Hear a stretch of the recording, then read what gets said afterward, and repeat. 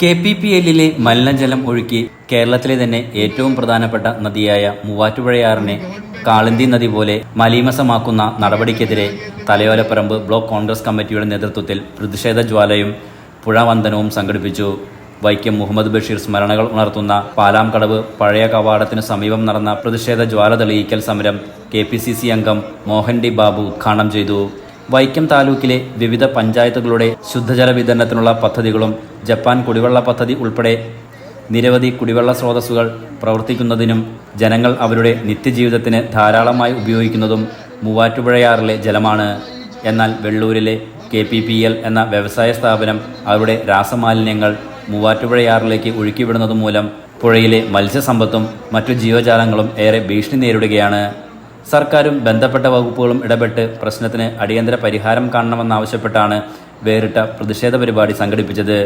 മോശമായ മലിനകരമായ അവസ്ഥയിലുള്ളതെന്ന് ആണ് കണക്കുകൾ. നമ്മുടെ അത്ര മോശമല്ല മൂവാറ്റുപുഴയാറ്.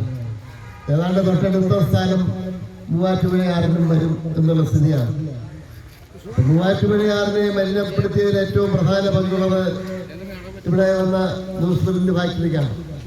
വൈക്കം താലൂക്കിൽ വലിയൊരു വ്യവസായ സ്ഥാപനം എന്നതിൽ അഭിമാനം നമുക്കുണ്ടായിരുന്നു.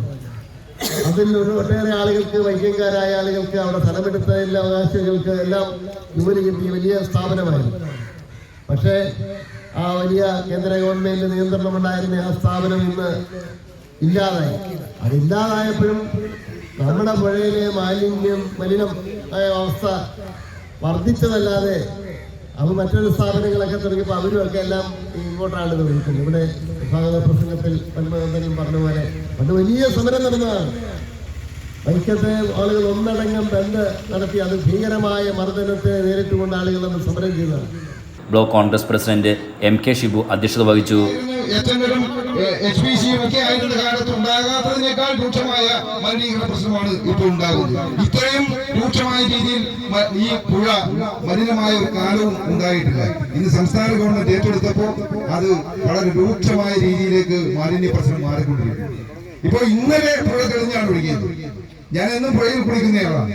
ഇന്നലെ പുഴ തെളിഞ്ഞാണ് ഒഴുകിയത്. പക്ഷെ ഇന്ന് വീണ്ടും കറുത്തിരിക്കുന്നു. ഇന്നലെ അതിനു മുമ്പ് നമ്മളൊക്കെ പലതവണ ഇതിന്റെ ബന്ധപ്പെട്ട ഉദ്യോഗസ്ഥന്മാരുമായി, മാനേജ്മെന്റുമായി ഫോണിലും അല്ലാതെയും ഒക്കെ സംസാരിക്കുമ്പോൾ എല്ലാം പരിഹരിച്ച് ഉടനെ പരിഹരിക്കും എന്ന് പറഞ്ഞ ആളുകൾക്ക് ഞാൻ ഇന്നലെ പുഴ തെളിഞ്ഞപ്പോ പ്രതീക്ഷിച്ചത് ഇത് ഇനി വലിയ പ്രശ്നമുണ്ടാകില്ല എന്നാണ്. പക്ഷെ ഇന്ന് വീണ്ടും കറുത്തൊഴുകുകയാണ്.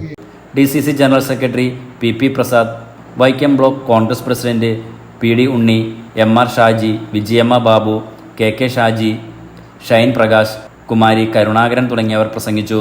ബ്ലോക്ക് മണ്ഡലം ഭാരവാഹികളും പ്രവർത്തകരുമടക്കം നൂറുകണക്കിന് പേർ പ്രതിഷേധ ജ്വാല തെളിയിക്കൽ സമരത്തിൽ പങ്കെടുത്തു. Enlight news, Vaikom.